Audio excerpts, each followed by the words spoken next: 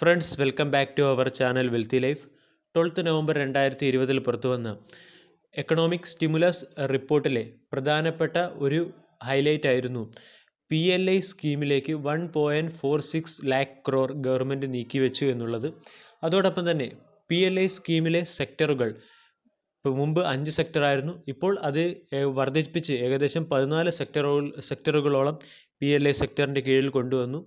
ഇന്നത്തെ വീഡിയോയിൽ നമ്മൾ ഡീറ്റെയിൽഡ് ആയിട്ട് PLI സ്കീമിൽ ഏതൊക്കെ സെക്ടറുകളാണ് വരുന്നത്, അതുപോലെ തന്നെ എന്താണ് PLI സ്കീം, ഏതൊക്കെ സ്റ്റോക്കുകളാണ് ഈ PLI സ്കീമിൻ്റെ ബെനിഫിറ്റ് നേടുന്നത് എന്നീ കാര്യങ്ങളാണ് നമ്മൾ ഇന്നത്തെ വീഡിയോയിൽ സ്റ്റഡി ചെയ്യുന്നത്.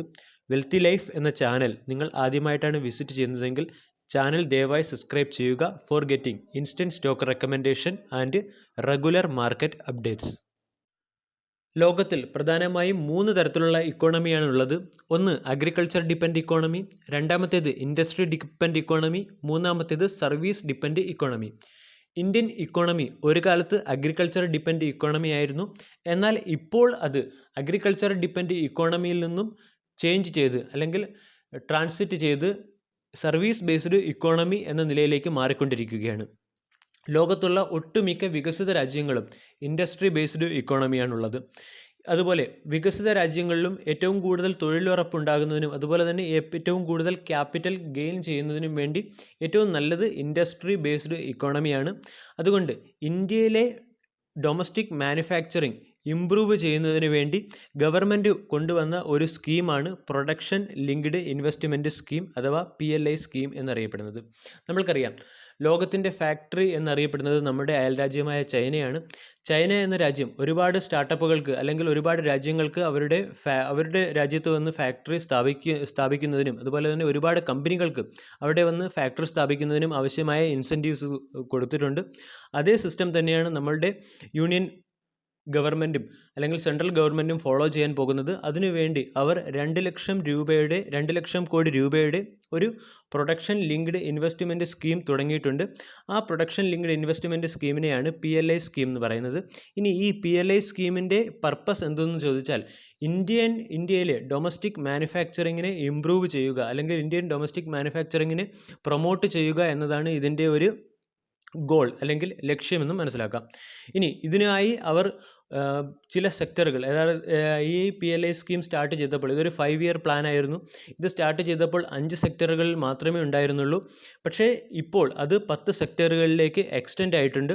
ഇന്നത്തെ വീഡിയോയിൽ നമ്മൾ PLI സ്കീം ഏതൊക്കെ സെക്ടറുകളിലാണുള്ളത്, അതുമായി ബന്ധപ്പെട്ട സ്റ്റോക്കുകൾ ഏതൊക്കെയാണ് എന്നിവയാണ് നമ്മൾ പരിശോധിക്കുന്നത്.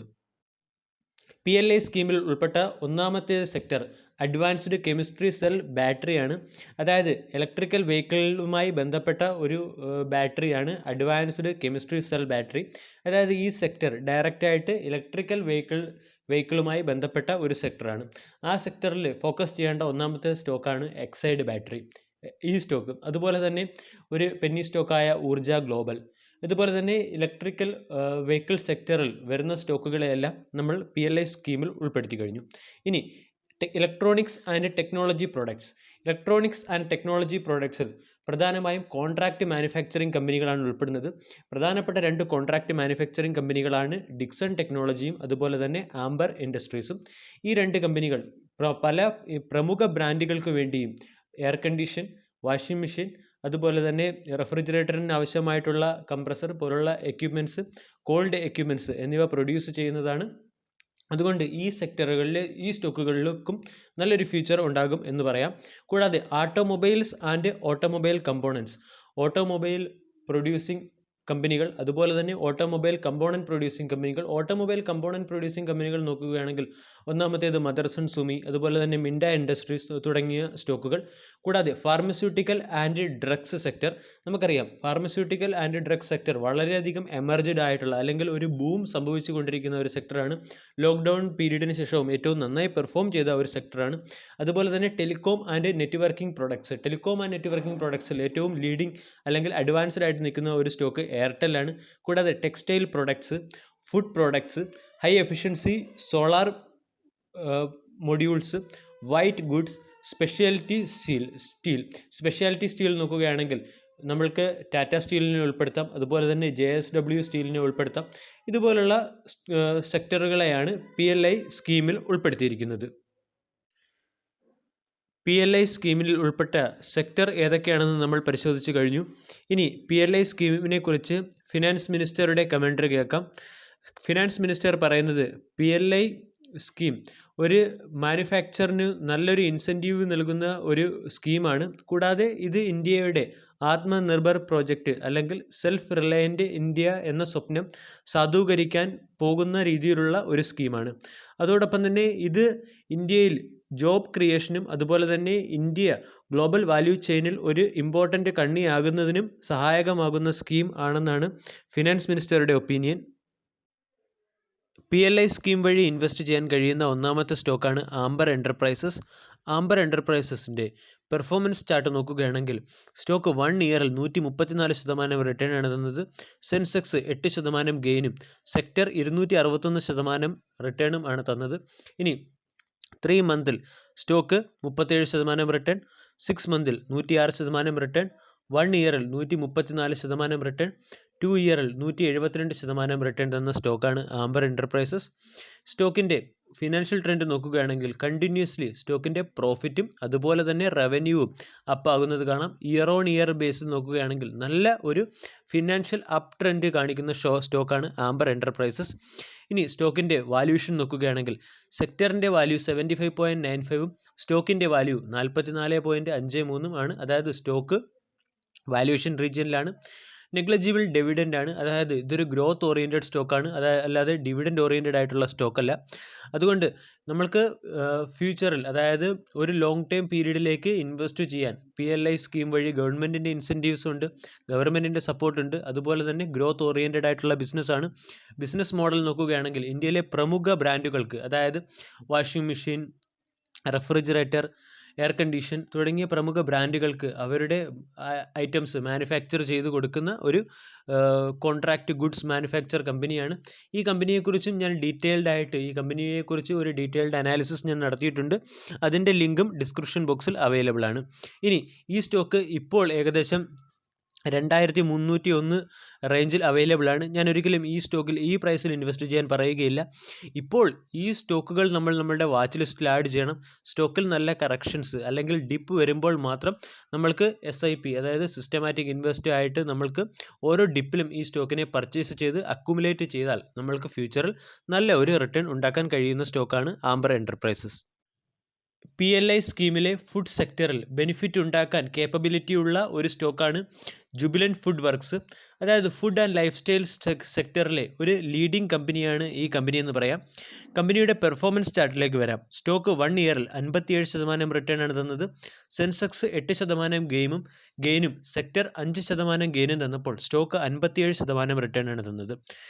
ഇതിൽ നിന്ന് തന്നെ നമുക്ക് മനസ്സിലാക്കാം സ്റ്റോക്കിൻ്റെ പൊട്ടൻഷ്യൽ എത്രത്തോളം ഉണ്ട് എന്ന്. 1 വീക്കിൽ സ്റ്റോക്ക് 9.7% റിട്ടേൺ, 1 മന്തിൽ സ്റ്റോക്ക് 9% റിട്ടേൺ, 3 മന്തിൽ സ്റ്റോക്ക് 31% റിട്ടേൺ, 6 മന്തിൽ സ്റ്റോക്ക് 45% റിട്ടേൺ, 1 ഇയറിൽ സ്റ്റോക്ക് 57% റിട്ടേൺ, 5 ഇയറിൽ സ്റ്റോക്ക് 265% റിട്ടേൺ, 10 ഇയറിൽ സ്റ്റോക്ക് 729% റിട്ടേൺ.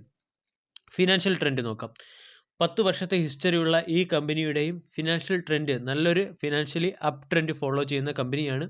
പ്രോഫിറ്റ് നോക്കുകയാണെങ്കിലും അതുപോലെ തന്നെ പെർഫോമൻസ് നോക്കുകയാണെങ്കിലും നല്ല രീതിയിലാണ് ഈ കമ്പനി പെർഫോം ചെയ്യുന്നത്. പക്ഷേ ഇപ്പോൾ വന്ന Q2 റിസൾട്ട് നോക്കുകയാണെങ്കിൽ Q2 റിസൾട്ടിൽ എക്സ്പെക്റ്റഡ് ആയിട്ടുള്ള റിസൾട്ടിൻ്റെ ഞാൻ എക്സ്പെക്റ്റ് ചെയ്ത രീതിയിൽ ഈ കമ്പനി പെർഫോം ചെയ്തില്ല. ഇന്നലത്തെ മാർക്കറ്റ് ന്യൂസ് അപ്ഡേറ്റ്സിൽ ഞാൻ ഇതിൻ്റെ Q2 റിസൾട്ടിൻ്റെ ഹൈലൈറ്റിനെ കുറിച്ച് പറയുകയുണ്ടായി. കൂടാതെ ഈ സ്റ്റോക്ക് പ്രധാനമായും നമ്മൾക്ക് മാർക്കറ്റിൽ ഇത് പ്രധാനമായും 2 ബ്രാൻഡുകളെയാണ് ഉൾക്കൊള്ളുന്നത്. ഒന്ന് ഡൊമിനോസ് പിസയും അതുപോലെ തന്നെ ഡങ്കൻ ഡോണറ്റ്സും. ഈ 2 ബ്രാൻഡുകളുടെയും പേരൻ്റ് കമ്പനി ജുബിലൻറ്റ് ഫുഡാണ്. ഇനി നമ്മൾക്ക് ഈ സ്റ്റോക്കിൻ്റെ പൊട്ടൻഷ്യലിനെ കുറിച്ച് സംസാരിക്കുകയാണെങ്കിൽ ഞാൻ എൻ്റെ ലാസ്റ്റ് വീക്കിലി സ്റ്റോക്ക് റെക്കമെൻഡേഷൻ വീഡിയോയിൽ സ്വിംഗ് ട്രേഡിന് വേണ്ടി 2 സ്റ്റോക്കുകൾ പറഞ്ഞായിരുന്നു. അതിലെ ഒരു സ്റ്റോക്ക് ജുബിലൻറ്റ് ഫുഡായിരുന്നു. കാരണം ഈ സ്റ്റോക്കിൽ ഞാൻ സ്റ്റോക്ക് അനാലിസിസ് ചെയ്യുമ്പോൾ സ്റ്റോക്ക് അതിൻ്റെ ബെസ്റ്റ് ബൈയിങ് റേഞ്ചിൽ, അതായത് നല്ല രീതിയിൽ ഒരു സ്വിംഗ് റിട്ടേൺ കേപ്പബിലിറ്റി ഞാൻ അന്ന് ഐഡൻറ്റിഫൈ ചെയ്തിരുന്നു. അതായത് 1250 റേഞ്ചിലും 2200 ഇടയ്ക്കുള്ള റേഞ്ചിൽ സ്റ്റോക്കിൽ ഇൻവെസ്റ്റ് ചെയ്യാനെന്ന് ഞാൻ പറഞ്ഞിരുന്നു. അപ്പോൾ അങ്ങനെ ഇൻവെസ്റ്റ് ചെയ്തവർക്ക് ഞാൻ ടാർഗറ്റ് സെറ്റ് ചെയ്തതും ഏകദേശം 2400 രൂപ ടാർഗറ്റായിരുന്നു സെറ്റ് ചെയ്തത്. ട്രേഡ് പാറ്റേൺ നോക്കുകയാണെങ്കിൽ നമ്മൾക്ക് മനസ്സിലാകും ആ സ്റ്റോക്ക് അതിൻ്റെ സ്വിംഗ് ട്രേഡിലെ ടാർഗറ്റ് അച്ചീവ് ചെയ്ത് കഴിഞ്ഞു. ഇനി സ്റ്റോക്കിൻ്റെ ഓവറോൾ പെർഫോമൻസ് നമ്മൾ കണ്ടതാണ്. വളരെ നല്ല രീതിയിൽ നന്നായി പെർഫോം ചെയ്യുന്ന ഒരു സ്റ്റോക്കാണ് ഈ സ്റ്റോക്ക് ഇപ്പോൾ റണ്ണപ്പായി. ഇനി ഈ സ്റ്റോക്ക് ഏകദേശം സ്വിംഗ് ട്രേഡ് വെച്ച് നോക്കുകയാണെങ്കിൽ 2150 രൂപ അല്ലെങ്കിൽ 20-യുടെ എക്സ്പെൻഷ്യൽ മൂവിങ് ആവറേജിന് താഴെ വരുമ്പോൾ നമ്മൾക്ക് ഈ സ്റ്റോക്കിൽ വീണ്ടും സ്വിംഗ് ട്രേഡ് എടുക്കാവുന്നതാണ്. അതല്ല ലോങ് ടൈം ഇൻവെസ്റ്റ്മെൻറ്റിനും, അതായത് പേഴ്സണലി ഞാൻ ഹോൾഡ് ചെയ്യുന്ന സ്റ്റോക്കാണ്, കാരണം എനിക്ക് നല്ല രീതിയിൽ റിട്ടേൺ തന്നിട്ടുള്ളതുമായ ഒരു സ്റ്റോക്കാണ്. അതുകൊണ്ട് ലോങ് ടൈം ഹോൾഡിംഗ് എന്ന നിലയിലും ഈ സ്റ്റോക്ക് വളരെ ഒരു റെക്കമെൻഡ് ആകാവുന്ന ഒരു സ്റ്റോക്കാണ്. ഈ സ്റ്റോക്കിനെയും നമ്മൾക്ക് ഈ മാർക്കറ്റ് ഏകദേശം 13,000 റെസിസ്റ്റൻസിന്, അതെങ്കിൽ നിഫ്റ്റി 13,000-ന് നിയർ 13,000 വാല്യൂവിൽ നിൽക്കുമ്പോൾ ഞാൻ ഒരിക്കലും ഈ സ്റ്റോക്കിൽ ഫ്രഷ് ഇൻവെസ്റ്റ്മെൻറ്റ് നടത്താൻ പറയുകയില്ല. പക്ഷേ ഡിപ്സ് വരുമ്പോൾ, അതായത് മാർക്കറ്റിൽ നല്ല ഡിപ്സ് വരുമ്പോൾ ഉറപ്പായിട്ടും നമ്മൾക്ക് കൺസിഡർ ചെയ്യാവുന്ന, അല്ലെങ്കിൽ SIP വഴി നമ്മൾക്ക് പോർട്ട്ഫോളിയോയിൽ ആഡ് ചെയ്യാവുന്ന ഒരു സ്റ്റോക്കാണ് ജുബിലൻറ്റ് ഫുഡ്. PLI സ്കീം വഴി ഇൻവെസ്റ്റ് ചെയ്യാവുന്ന മുഴുവൻ സ്റ്റോക്കുകളെക്കുറിച്ചും ഒരു വീഡിയോയിൽ ഉൾപ്പെടുത്തുക എന്ന് പറഞ്ഞാൽ അത് വീഡിയോ വളരെ ലെങ്തി ആവും. ഞാൻ സെക്ടറുകൾ കൃത്യമായി പറഞ്ഞിട്ടുണ്ട്.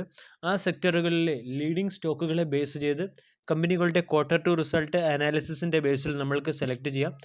ലോങ് ടൈമിന് വേണ്ടി സെലക്ട് ചെയ്യാവുന്ന സ്റ്റോക്കുകളാണ് ഇവയൊക്കെ.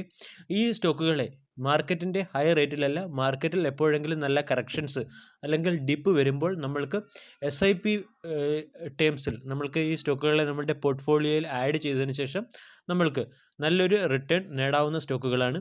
വീഡിയോ എല്ലാവർക്കും ഇഷ്ടമായി എന്ന് വിശ്വസിക്കുന്നു. Thank you.